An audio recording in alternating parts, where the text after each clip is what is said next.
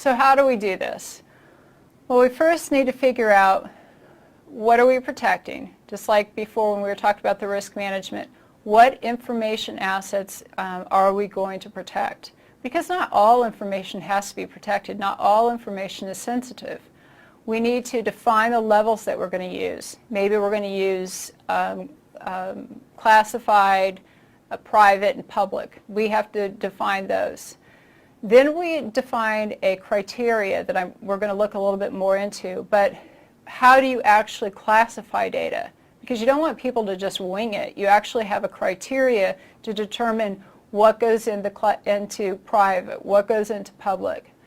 So then you come up with your handling and labeling procedures, which means how does this information get moved around, who can move it, and it needs to be labeled. And this is another way where information is being lost. You know, backup tapes disappear, and companies will actually sell off their systems, and they haven't wiped their hard drives, and it still has sensitive data there. So then you need to define who the owners are, who's responsible for the different data sets, and then you come up with the level of protection that's required per classification. So if you have confidential, it requires this level of protection. If you have private, it requires this level of protection. And you need to integrate it into your security awareness training and any other training programs, because users need to know what to do or how to deal with this type of information. You know, if something's marked confidential, who can have it, who can't have it, how am I supposed to move it around? So you have to inform the people who will be working with the data. So the first thing you do is develop a policy. Policy is at a high level, and it's going to lay out a lot of the things that we just talked about.